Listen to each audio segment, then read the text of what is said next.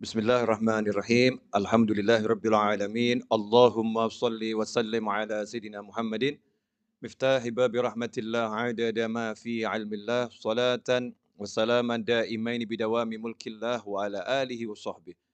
Allahumma shalli ala sayidina Muhammadin salatan taftahu biha lana futuhal arifin wa tufaqihuna biha fid din wa ala alihi wa sahbihi. Assalamualaikum warahmatullahi wabarakatuh.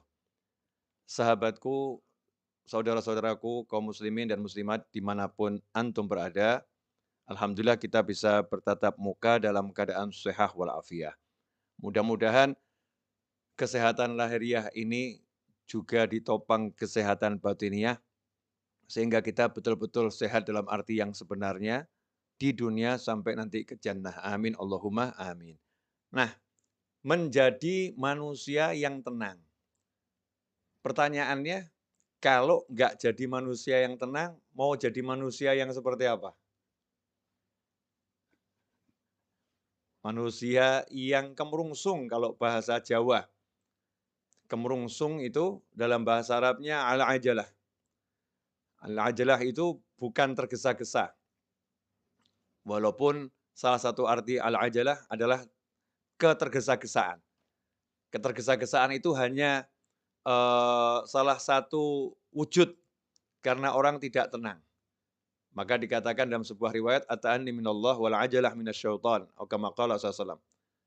Bersikap tenang itu adalah berasal dari Allah, wal ajalah dan bersikap tidak tenang, lawannya ata'anni tadi, bersikap tidak tenang adalah dari setan. Karena itu kalau kita pengen jadi manusia yang hidupnya itu selalu dalam naungan Allah Ta'ala, pertolongan Allah Ta'ala, rahmatnya Allah Ta'ala, maka kita harus bisa menjadi manusia yang tenang. Nah, caranya bagaimana? Ini yang akan kita bahas bersama.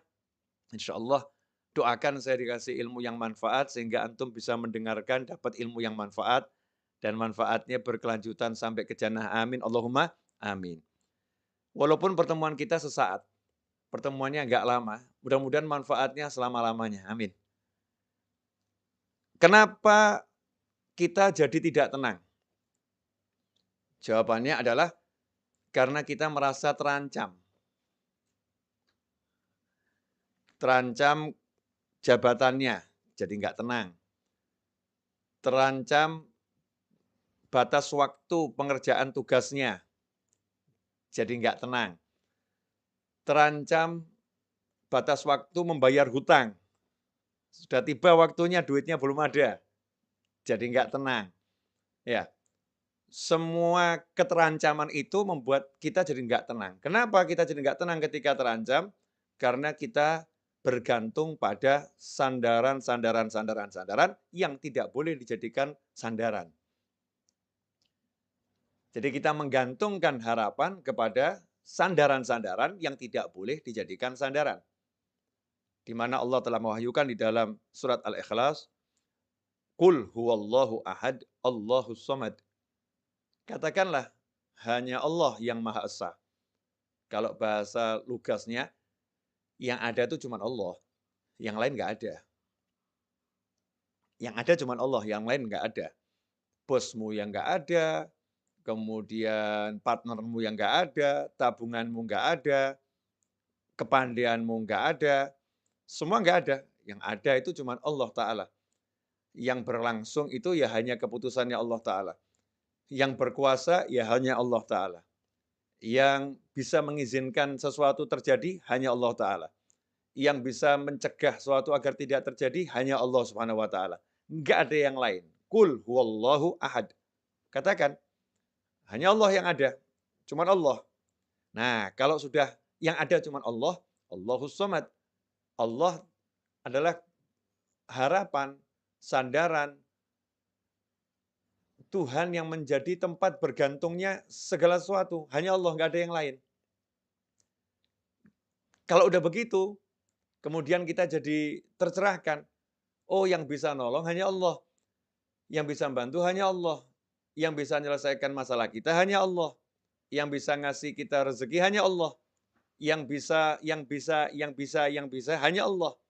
Yang mampu membuat jadi tidak bisa hanya Allah. Yang bisa mencegah hanya Allah, nggak ada yang lain. Disitulah kemudian kita menjadi tenang. Kenapa? Karena urusan sama Allah itu semua serba mudah. Nggak ada urusan sama Allah ruwet. Nggak ada susah. Semua serba mudah. Simple. Mau ketemu paling mudah ketemu Allah. Mau ketemu Habib Novel, susah. Ya mesti atur jadwal harinya. Udah harinya datang ke Solo, tiba-tiba Habibnya lagi ngaji online, nggak bisa nemuin tamunya. Ditunggu selesai ngaji online, tamunya ketiduran, Habibnya pergi ke mall, misal gitu kan ya. Wah tadi udah keluar Habibnya ke mall, susah nih mau nemuin Habib Novel. Muncullah kalimat, Habib Novel susah ditemuin. Tapi sejak kapan ada kalimat Allah susah ditemuin? Nggak ada. Nggak ada. Ngomong sama orang yang paling kita cintai, suami atau istri. Masya Allah. Untuk didengar itu susah. Udah ngomong sama suami berkali-kali, nggak pernah didengar. Udah ngomong sama istri ribuan kali, nggak pernah didengar. Tapi kalau ngomong sama Allah, nggak ada kata nggak didengar. Wa huwas sami'ul alim. Ya Allah maha mendengar, maha mengetahui. Allah mendengar. Iblis ngomong aja didengar sama Allah Ta'ala. Apalagi kita. Ya iblis tuh ngomong sama Allah didengar. Allah kalau udah maha mendengar itu nggak pilah-pilah. Yang ngomong itu wujudnya seperti apapun, wujudnya iblis, wujudnya setan, wujudnya siapapun, didengar sama Allah Ta'ala. Nggak dipilah-pilah. Allah maha mendengar. Jadi, kalau hubungan sama Allah, serba mudah. Diperhatikan nggak sama Allah? Allah maha melihat. Kira-kira Allah tahu perasaan saya nggak? Allah Al-Khabir. Ya. Sampai hal yang paling detil pun dari diri kita, Allah maha mengerti. Kira-kira Allah nanti berempati enggak sama saya ya? Huwar Rahmanur Rahim. Dia maha pengasih lagi maha penyayang. Lah yang enggak iman aja disayangin, apalagi yang iman. Huwar Rahmanur Rahim. Ya, dia Allah maha pengasih lagi maha penyayang. Saat itulah kita jadi tenang. Karena untuk berhubungan sama Allah, kita nggak harus ke kanan, nggak harus ke kiri, nggak harus ke depan, nggak harus ke belakang, nggak harus naik, nggak harus turun. Tinggal ini, hatinya nyambung ke Allah, selesai. Nah, kalau udah begitu, jadinya tenang. Nggak punya duit, mau bayar hutang. Ini contoh kasus ya. Karena saya banyak yang WA saya gitu, Beb, mau bayar hutang nggak punya duit, gimana ini? Jawaban saya dibayar. Habib ini aneh bener nih, nggak punya duit kok suruh bayar. Iya dibayar. Bayar hutang ini kan ada prosesnya. Proses nomor 1, jangan pernah percaya sama siapapun yang mengatakan kamu mampu bayar hutang. Enggak. Katakanlah kepada siapapun, saya tidak mampu membayar hutang saya. Yang mampu bayar hutang saya hanya Allah Ta'ala, tapi saya akan bayar hutang saya. Tugas saya adalah berniat membayar hutang. Yang nanti membuat saya mampu bayar hanya Allah, nggak ada yang lain. Jangan pernah percaya tabunganmu mampu untuk bayar hutangmu. Wah itu nanti langsung diuji. Tabungannya tiba-tiba habis, anaknya sakit, habis tabungannya. Selesai. Naudzubillah min dzalik. Jangan sombong. Wah saya punya tabungan banyak, saya punya aset banyak. Sombong amat kamu. Nah, Tuhanmu, asetmu, tabunganmu. Sebentar dihancurkan sama Allah Ta'ala. Galaunya luar biasa. Jangan pernah mengandalkan siapapun dan apapun. Saya punya Allah, Allah akan lunaskan hutang saya. Saya berniat bayar hutang. Nomor 1 itu. Ya. Kemudian nomor 2 bagaimana? Minta. Jangan sombong. Yang penting usaha dulu. Salah kamu. Yang penting minta dulu. Karena usaha itu diantaranya memohon pada Allah Ta'ala. Itu usaha. Bagaimana Rasul mengajarkan SAW sebagai utusannya Allah? Utusannya Allah loh ini. Berarti kan wakilnya Allah. Saya kirim utusan ke rumah Ustadz Fakhrul Razi. Berarti wakil saya. Nah itu makna kesaksian bahwasanya baginda Muhammad SAW adalah Rasul, utusan. Ya. Rasul, utusannya Allah Ta'ala. Artinya semua yang dari Rasul nggak mungkin salah. Karena semua yang dari Rasul dari Allah. Makanya kalau sampai mengatakan, ngapain memuliakan Rasulullah? Muliakan Allah, itu aneh. Memuliakan utusannya Allah, itu namanya memuliakan Allah Ta'ala. Kalau saya ngutus seseorang ke rumahnya Ustadz Fakhrul Razi, kemudian Ustadz Fakhrul Razi dikasih tahu, ini utusannya Habib Novel. Kemudian beliau mengatakan, saya hormati Habib Novel. Kalau kamu tidak, oh saya marah. Kalau mau hormati saya, hormati utusan saya. Itu saya utus, sudah saya pilih. Kan begitu. Saya utus, sudah saya pilih. Bukan sembarang orang yang saya utus. Sementara Allah katakan, Allah utus manusia yang terbaik sebagai penutup utusan di akhir zaman. Sampai kapanpun. Penutupnya adalah baginda Muhammad SAW. Utusannya Allah Ta'ala. Diberi utusan yang the best buat kita semua. Nah, bagaimana kita memperlakukan utusan Allah ini, SAW? Kita menganggapnya manusia biasa, naudzubillah min dzalik. Kita harus menempatkan biasa sebagai penghubung kita pada Allah Ta'ala. Kalau saya mau dekat sama Allah, ya beliau ini penghubungnya. Kalau saya mau sukses dunia akhirat, ya ini yang punya semua informasinya ada pada baginda Muhammad SAW. Karena Allah berbicara dengan kita semua lewat baginda Muhammad SAW yang membumikan ajarannya Allah Subhanahu Wa Taala kepada umat manusia. Nah, Rasul ternyata ngajarin mudah. Mau hutang mau lunas, siapa yang berhutang dengan niat untuk melunaskan hutangnya, maka Allah akan lunaskan hutangnya. Siapa berhutang dengan niat untuk tidak melunaskan hutangnya, maka Allah akan hancurkan hartanya. Kama qala sallallahu. Ngeri. Bukan cuman nggak lunas tuh, bahkan hancur hartanya. Bisnisnya akan remuk semua kalau niatnya nggak baik. Tapi kalau niatnya baik, mau melunaskan hutang, Allah akan melunaskan hutangnya. Nomor satu itu. Kemudian nomor dua, suruh baca doa. Banyak sekali doa dan amalan dari Nabi Muhammad SAW. Ada yang menjadi amalan dibaca tiap pagi. Ada yang dibaca tiap selesai sholat. Amalkan semua itu. Yang amalan pagi hari diamalkan untuk pelunas hutang. Amalan selesai sholat diamalkan untuk pelunas hutang. Ya, kemudian apa lagi? Melunaskan hutang orang lain. Maksudnya kalau kita punya piutang nih, kita punya piutang, ya kita jadi manusia yang juga baik sama orang-orang yang nggak bisa bayar. Dah, kamu saya lunaskan. Kamu saya lunaskan. Walaupun kita masih punya hutang banyak ini. Tapi ini orang-orang susah semua, nggak bisa bayar. Kita lunaskan, lunaskan, lunaskan. Nah, nanti kalau kita udah begitu, ini tahap level awal dasar udah kita jalankan, maka rahmat udah datang tuh. Rahmati qaribum minal muhsinin.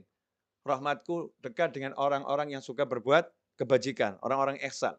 Nah, tahap berikutnya mulai usaha. Ini tadi ya semua kan satu paket ya, jangan dipilah-pilah. Jangan dikasih jarak 2 tahun kemudian baru usaha, bukan loh ya.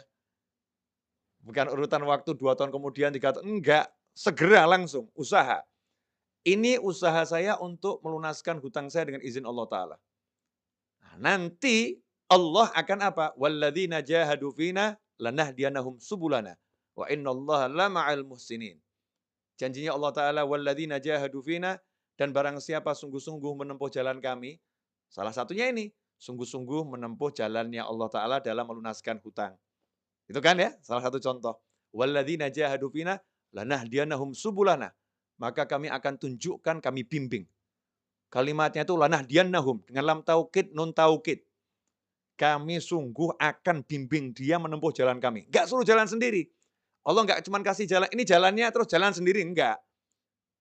Jadi kalau hidayah itu selalu dengan bimbingan, guide, al-hadi. Selalu bimbing, enggak ditinggalkan.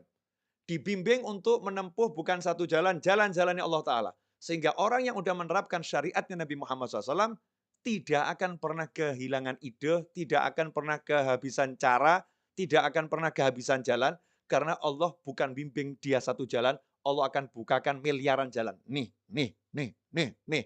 Nah kalau begitu ya tenang saja. Lawang dikasih tahu sama Allah solusinya segitu banyak kok. Masa nggak tenang? Bleng, bleng. Nah yang ada kan sekarang gimana? Pusing, mata gelap, nggak ada solusi. Gimana ini? Mentok, taunya cuma satu jalan. Jalannya apa? Cari duit. Lupa sama yang ngasih duit. Yaitu Allah Subhanahu wa Ta'ala. Nah ini tenang ini kalau kita mau kembali pada Allah Subhanahu wa Ta'ala. Kalau kita nggak mau kembali sama Allah, nggak bakal tenang. Apapun yang kita andalkan akan buat kita susah. Apapun yang kita harapkan akan membuat kita menjadi galau, resah. Tapi kalau kita kembali pada Allah Ta'ala, bersandar sama Allah Ta'ala, maka selesai masalah. Contoh, ini contoh bersandar sama Allah. Kita masih ingat betul dalam hadis disebutkan, ada 3 orang berteduh di dalam sebuah gua, ya sebuah gua di sebuah bukit. Saat berteduh, tiba-tiba, ada batu yang jatuh dari atas gunung itu, menutup persis di mulut gua, tanpa celah. Ketiga orang di dalamnya tidak bisa keluar. Batunya besar. Ya naluri manusia berusaha menggeser batu. 3 lelaki perkasa menggeser batu yang besar. Gotong royong bertiga itu dorong, batunya enggak gerak, orangnya yang terpental. Dup, wah, orangnya yang gerak, batunya enggak. Kenapa seperti itu? Karena batunya terlampau besar. Apa yang dilakukan? Apakah bersandar pada kekuatannya? Apakah bersandar pada tenaganya? Itu yang menyelesaikan masalah? Apa kemudian berharap ada orang nanti yang bawa traktor, buka nyingkirin batunya, itu menyelesaikan masalah? Enggak. Yang diajarkan oleh Nabi Muhammad SAW saat itu adalah langsung kembali kepada Allah Ta'ala. Udah jangan mikir manusia lagi, udah kayak gitu kok mikir manusia. Ya siapa tahu ya nanti ada manusia di luar nolong saya, siapa tahu ada, siapa tahu ada, siapa tahu ada. Ya yang pasti ada kan Allah, kalau yang lain kan nggak ada. Lah ngapain mikirin yang nggak ada, yang ada nggak dipikirin? Kan bodohnya kita luar biasa. Nah, kan Allah ada, selalu ada. La ilaha illallah Muhammadur Rasulullah SAW. Maka saat itulah yang satu mulai ngomong. Ini hadisnya kan panjang tuh ya. Saya ambil poin singkatnya saja. Ya Allah, saya pernah ya mencintai seorang wanita. Cinta luar biasa. Dia saya ajak zina. Selalu menolak. Suatu ketika akhirnya dia butuh duit, dia mau. Nah, ketika dia sudah mau saya ajak zina, uang udah saya serahkan karena dia butuh duit tadi untuk kepentingan keluarganya yang mendesak. Tapi dia ini orang yang baik, terus dia bilang sama saya gitu, takutlah sama Allah. Akhirnya saya tinggalkan dia, uangnya nggak saya ambil, dia saya tinggalkan karena saya takut sama kamu ya Allah. Kalau ini ikhlas karena kamu ya Allah, tolong ya beri kami jalan keluar dari masalah ini. Yang terjadi apa? Batu yang gede bergeser tanpa ada yang geser. Cuman belum cukup. Karena Allah ingin mengajarkan kepada yang lain. Ini kan masalah berjamaah. Masa yang dikasih solusi cuma satu orang, yang lain enggak. Maka yang lain disuruh juga, ayo kalian gimana? Yang satu, saya ini sama ibu saya, ya cerita yang cukup cukup populer nih hadis ini. Yang satu saya sama karyawan saya. Akhirnya berkat tiga-tiga ini minta tolong sama Allah dengan ya tawassul pada amalan yang dipersembahkan untuk Allah Ta'ala. Hasilnya apa? Tergeser batu itu, selesai. Jadi sebetulnya mudah ya nyelesain masalah itu. Ngerayu Allah. Ya suruh ngerayu Allah aja kok nggak bisa ngerayu suaminya, Masya Allah. Sampai nangis-nangis. Ya nangis, ngerayu suaminya. Nggak dikasih. Tolong yang beliin handphone yang. Udah nangis nggak dikasih. Sakit itu. Ngerayu istrinya. Ayo yang pindah rumah gitu ya. Di rumah orang tua saya, ikut orang tua saya. Suaminya yang ngerayu istrinya. Sampai nangis. Istrinya tambah marah-marah. Pinter ngerayunya, gagal juga. Ya sakit hati. Nah ini kalau kita merayu Allah Subhanahu wa Ta'ala, Masya Allah, merayu Allah itu mudah. Allah itu dirayu dengan oleh hambanya itu senang gitu. Karena Allah maha mencintai. Ya Allah maha mencintai. Jika kalau ada yang merayu Allah, Allah senang. Ya tinggal kita bermanja-manja sama Allah Subhanahu wa Ta'ala. Ya Allah, wah cari duit susah ya Allah. Ini kata orang-orang cari duit susah ya Allah. Tapi kalau carinya dari kamu nggak pernah susah kan ya Allah. Ya, please ya Allah, ini saya lagi mau jualan barang nih ya Allah. Cuman hasilnya nggak banyak ya Allah. Saya mau jualan kamera, hasilnya paling 8 juta ya Allah. Cuman saya minta rezekinya 1 miliar ya Allah. Malaikat ketahuan, ini manusia yang pinter ini. Yang lain ngomong sama dia, ini orang ngelamun. Jual barang 8 juta kok minta rezeki 1 miliar. Ini orang ngelamun ini. Ini kata manusia yang ngelamun. Malaikat bilang, ini orang pinter ini.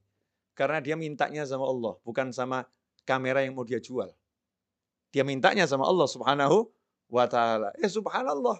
Tiba-tiba kameranya nggak laku, duitnya datang banyak. Dus, dus, dus. Ya, tiba-tiba.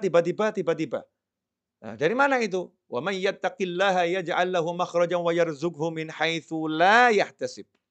Siapa bertakwa kepada Allah. Jadi jangan terbiasa sama teori-teori yang diajarkan sama yang mengajarkan itu loh. Tapi terbiasalah dengan bukan teori, tetapi hukum pasti dari yang maha menciptakan kita semua, yaitu Allah Subhanahu wa taala. Hukum pasti dari utusannya Allah Subhanahu wa taala, yaitu baginda Muhammad SAW. Yang lainnya itu teori. Kalau Rasulullah SAW adalah hukum pasti. Kalau Allah hukum pasti. Teori banyak salahnya, perlu diuji. Tapi kalau hukum pasti, nggak mungkin salah. Karena itu wahyu ilahi dan sabda Nabi Muhammad SAW. Enak kan? Allah bilang nih sama kita semua. Ya, tapi yang diajak bicara yang iman loh ya. Kalau nggak percaya ya terserah, bukan mukmin. Oh, kita ini mukmin semua kan. Nah, mukmin diajak bicara sama Allah. Kalau nggak iman ya ngapain saya ajak bicara? Ini yang diajak bicara yang beriman.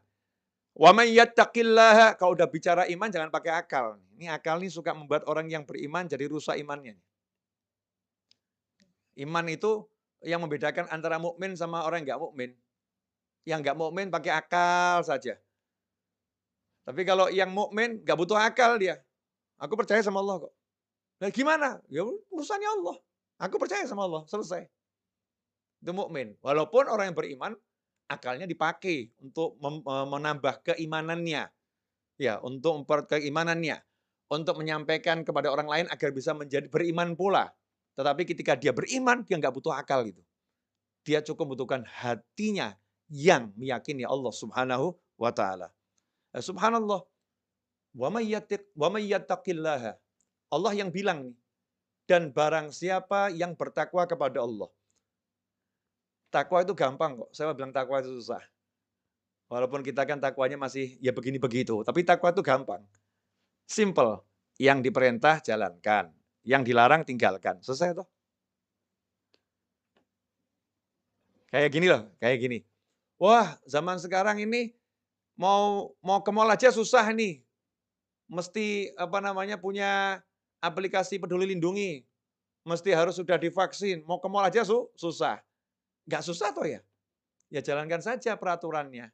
Kalau kamu sudah vaksin, punya aplikasi Peduli Lindungi, kamu ke mall, mudah, nggak susah. Kan gitu. Nah, begitu pula dalam kehidupan kita dengan Allah Ta'ala, simple. Kamu laksanakan perintah Allah, kamu jauhi larangan Allah, Allah laksanakan janjinya kepadamu. Wa may yattaqillaha, apa yang didapatkan? Yaj'al lahu makhraja. Hal yang paling ruwet dalam hidup manusia itu kalau jalan buntu. Betul ya? Jalan buntu. Ngelamar anaknya orang, ditolak, jalan buntu. Pusing dia. Ngelamar kerjaan di kantor, jalan buntu, pusing dia. Ya, mau bayar hutang nggak ada duit, jalan buntu, pusing dia. Maka janjinya Allah Ta'ala buat yang percaya sama Allah, yang mau ikuti aturannya Allah Ta'ala, wa may yattaqillaha, siapa takwa sama Allah, apa yang Allah janjikan nomor satu? Yaj'al lahu makhraja. Don't worry. Jangan khawatir, ojo wedi. Jangan takut kamu. Ya, jangan takut. Kenapa? Yaj'al lahu makhraja. Dia Allah akan selalu. Oh, ini harus digaris bawah ini. Dia Allah akan selalu yaj'al lahu, memberikan kepada dia yang bertakwa pada Allah Ta'ala makhraja, jalan keluar. Batu nutupin segede apapun, orangnya bertakwa, Allah kasih jalan keluar. Kehidupan dunia sengeri apapun, orangnya bertakwa, Allah kasih jalan keluar. Makanya buat orang yang bertakwa, tenang. Yang lain heboh, ini gimana, ini bagaimana. Tenang dia. Nanti saya akan diberi solusi sama Allah. Nanti saya akan diberi solusi sama Allah. Yang lain nanya, lah solusinya bagaimana? Solusinya apa? Ya kan nanti Allah yang kasih. Ngapain saya pikir sekarang? Yang ngasih Allah kok saya yang mikir. Tuh, seperti Nabi Musa alaihissalam. Nabi Musa sama Bani Israel ketemu lautan yang luas. Umatnya bingung waktu itu. Gimana depan lautan, belakang Fir'aun ngejar. Nabi Musa santai. Ya. Kalla inna ma'ya rabbi sayahdin. Kalla. Sungguh nggak mungkin kita celaka. Inna ma'ya rabbi. Allah bersamaku. Sayahdin. Nanti dia Allah akan beri saya petunjuk. Nanti dia Allah akan beri saya petunjuk. Hasilnya apa? Dikasih sama Allah solusi. Jalan keluar. Jalan keluarnya bagaimana prosesnya? Simple. Nggak ribet. Nggak cari pasukan. Nggak cari relawan, nggak cari tambahan manusia untuk bantu perjuangan, nggak cari A sampai Z, ya memakai yang sudah ada di tangan, yang ada di tangan Nabi Musa alaihissalam, nggak jauh-jauh loh. Ya udah tongkatmu pukulkan ke laut.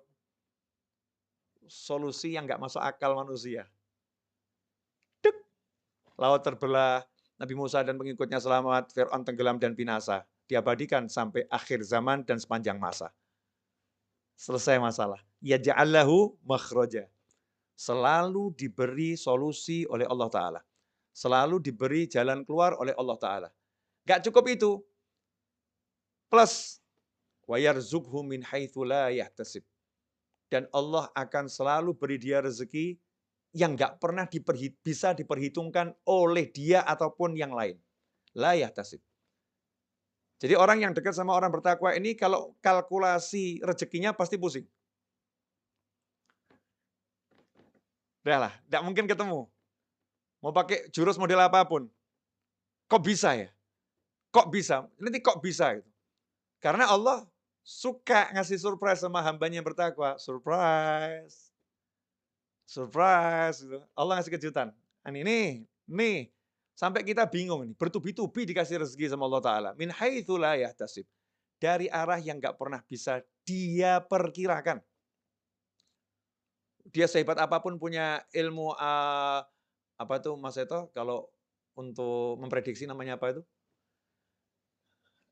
Kita kalau misalnya punya data,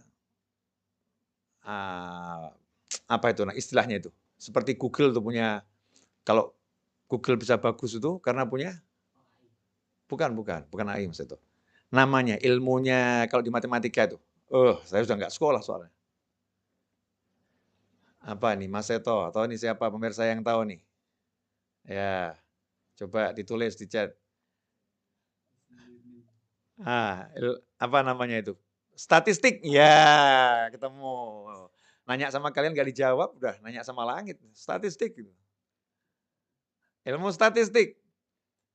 Ya, walaupun dia punya data yang lengkap, ya kehidupan Pak Yai ini dari umur sekian sampai sekian didata semua koleganya sampai terus dia perkiraan saya hari ini Pak Yai, Habib, Ustadz, ya Fulan atau Fulanah akan dapat rezeki dari arah sini.